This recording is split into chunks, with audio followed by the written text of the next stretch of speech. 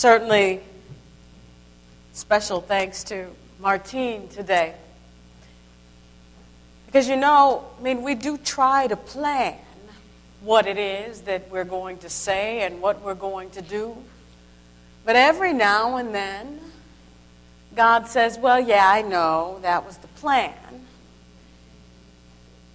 And you could do that if you want. I just won't be in that. You need to shift. When God says move, well, really? You ought to move.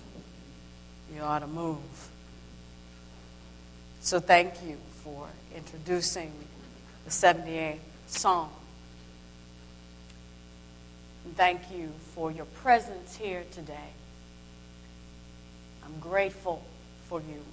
I missed you last week, and I'm grateful for you. I'm grateful for, as this church carries on, Minister Sandra, Minister Kyle, the way that you do what we need to do, the leadership of this church. And certainly I'm grateful for those who are busily scurrying around downstairs, because I know that's happening right now too. But in this spirit of grateful thanksgiving, I invite you to pray with me.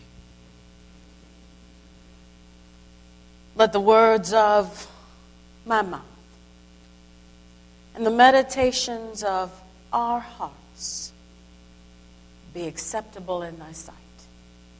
For Lord, you are our strength, and you are our Redeemer. Amen.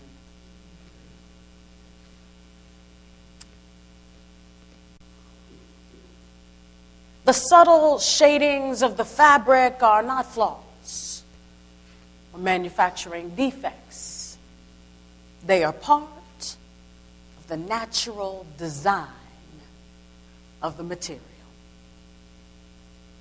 A tag to that effect hung from a blazer that I once purchased. You see, when you looked at the blazer from a distance, you couldn't see the shading effects.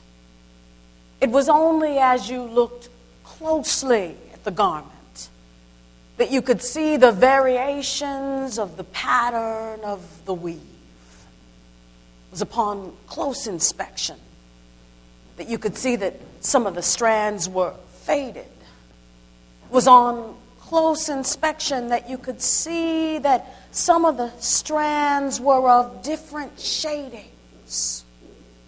Required a close inspection to see that there was a fleck of gold here, but it was a fleck of bronze elsewhere. But these are realizations you only saw upon close inspection, because from a distance, it all melded together, one with the other. So it is too with people.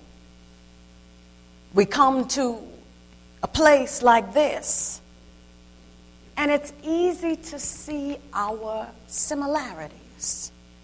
I mean, in so many ways, we're not so different. I mean, we came here, settled in this community and the surrounding communities looking for a particular lifestyle. We sought good schools for our children. We sought safe neighborhoods in which to raise them, locations that were conveniently positioned from the places that we frequented most. Our jobs, our schools, stores, houses of worship.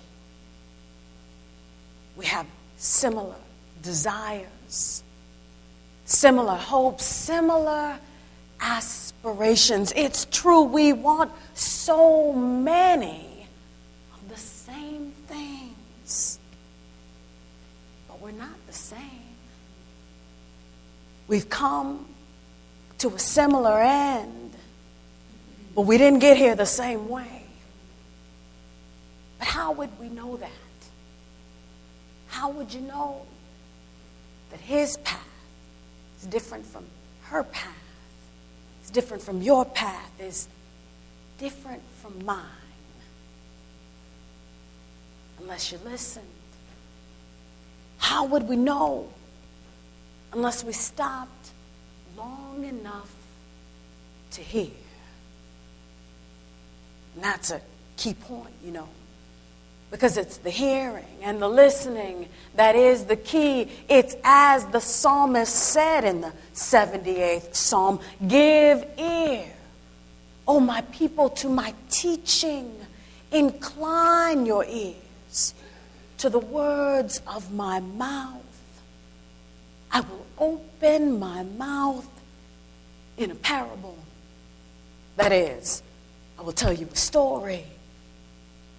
I will utter the dark sayings from old things that we have heard and known from our ancestors, the things that they have told us. We will not hide them from our children. We will tell the coming generations. Give ear to my story. That's what the psalmist said. He said, listen to me. But how many of us really want to listen? How many of us really want to hear? I mean, how many times do we ask the question, "Oh, how are you doing?" Knowing full right and well that all we really want to hear from them is, "Oh, fine."